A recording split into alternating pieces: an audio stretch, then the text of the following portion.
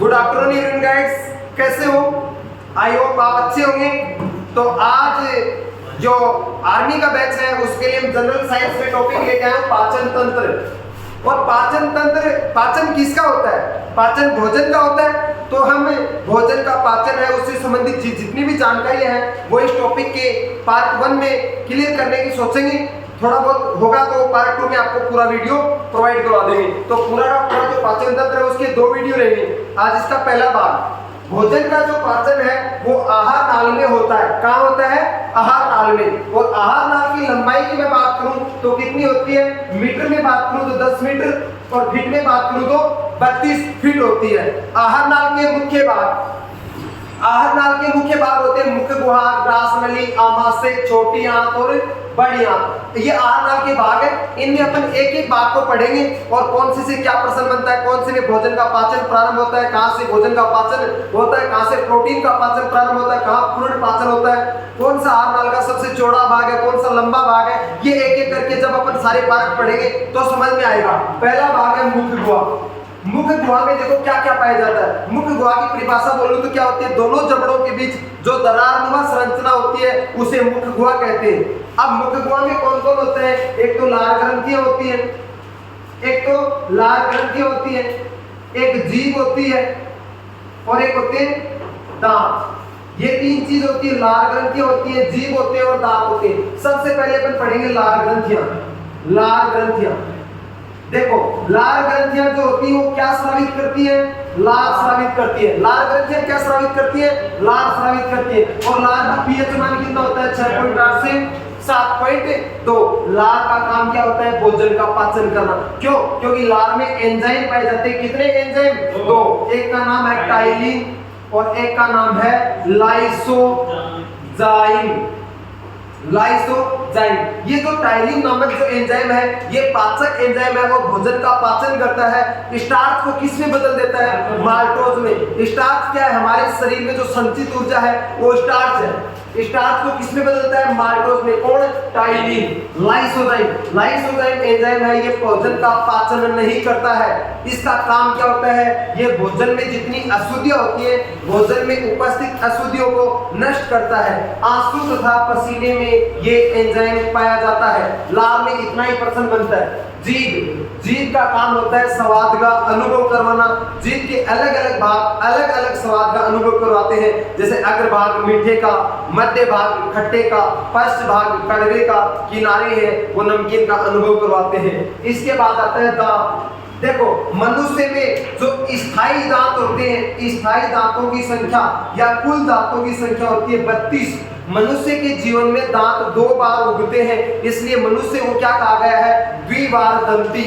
और दूध या दांतों की जो संख्या होती है वो होती है 20। 2 बार कैसे उगते हैं कि जन्म के बाद पहले 20 दांत आते हैं जिन्हें दूधिया दांत कहते हैं। वो टूटने के बाद जो दांत आते हैं उनकी संख्या 32 होती है और वो दांत स्थायी दांत होते हैं। तो मनुष्य के जीवन काल में दांत कितनी बार उगते हैं? 2 बार उगते हैं। आगे देखो दांतों के बारे में। दांतों के ऊपर एक सफेद रंग का कैल्शियम फास्फेट से बना चमकीला आवरण पाया जाता है। उस आवरण को इनेमल या दंत लवक कहते हैं। और इनेमल या दंत लवक जो हमारे शरीर का सबसे कठोर पदार्थ है। आगे बात समझ में? आगे चलते देखो, आगे दांतों को अपन 4 भागों में बांटते हैं। 4 भागों में एक तो होता है कर्तनक, एक होता है रत्नक, एक होता है अग्रचर्णक और एक होता है चौरणक। सबसे पहले अपन पढ़ते हैं कर्तनक दांत। क्या मतलब कर्तनक? क्या मतलब काटना। कर्तनक दांतों का काम है भोजन को काटना। इनकी संख्या की बात करूं तो एक जबड़े में इनकी संख्या होती है 4, तो दोनों जबड़ों में कितनी होगी? 8। काम क्या है? भोजन को काटने का। दूसरा, चूहा। जानते हो चूहा? चूहा है वो कर्तनक दांतों के द्वारा ही भोजन उतरता है। और इसका एक और तथ्य पढ़ते हैं कि जो हाथी में जो रूपांतरित दांत होते हैं वो भी कर्तनक दांत ही होते हैं। आगे आता है रत्नक दांत। तो इनमें अपन क्या क्या पढ़ेंगे? इनके कार्य पढ़ेंगे, कार्य के बाद इनकी कुल संख्या पढ़ेंगे और कोई इंपॉर्टेंट फैक्ट्स है वो पढ़ेंगे। रत्नक दांत। रत्नक दांत का काम है भोजन को चीरना फाड़ना।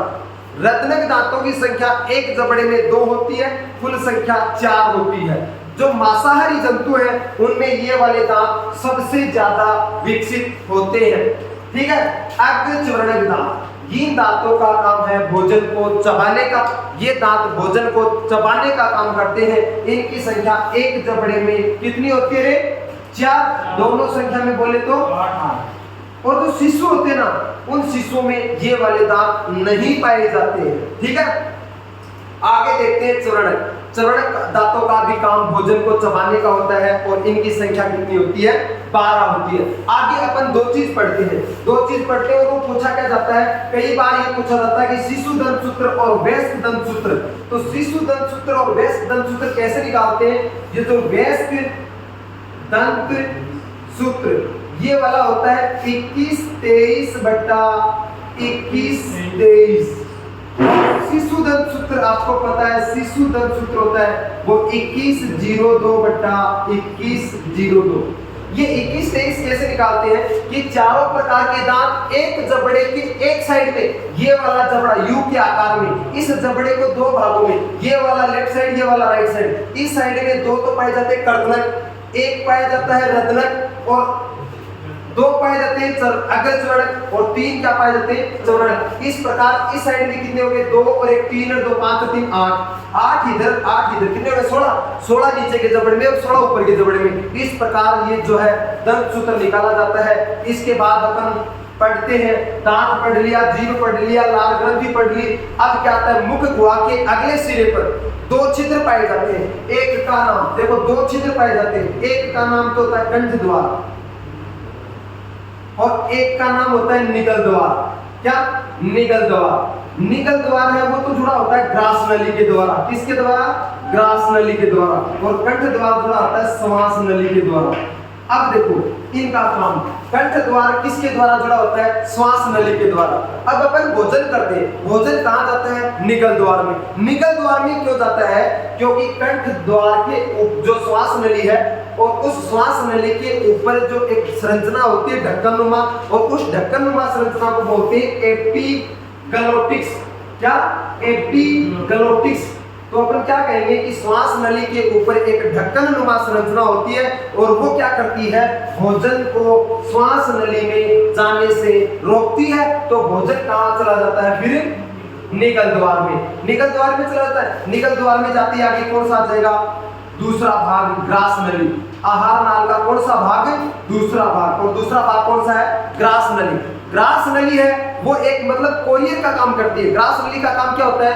मुख गुहा से पचित भोजन को आमाशय तक बिना छेड़छाड़ के, यानी पाचन नहीं करती। छेड़छाड़ का मतलब यहाँ पाचन करने से है।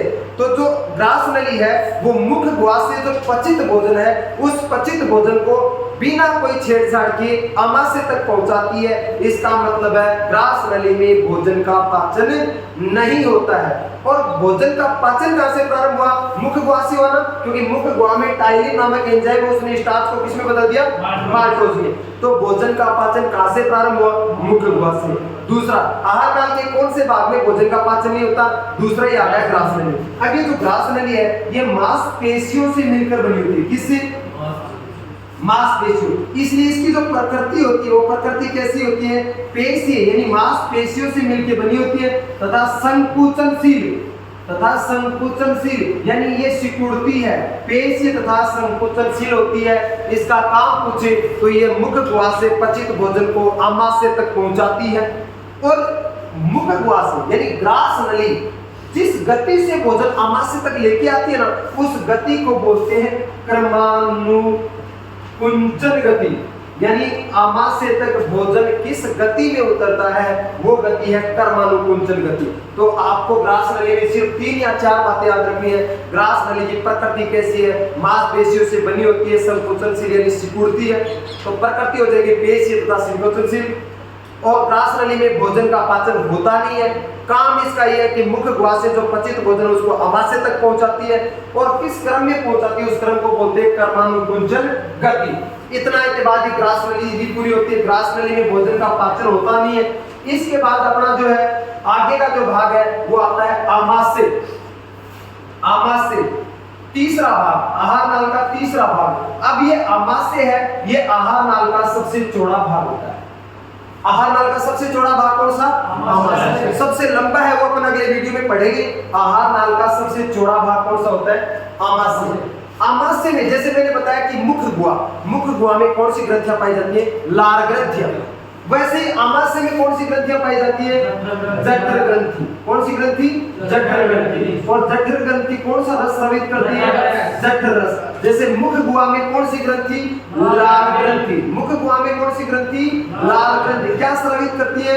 लार। पीएच मान कितना लिखा था? 6.8 से 7.2। इसका 1.2।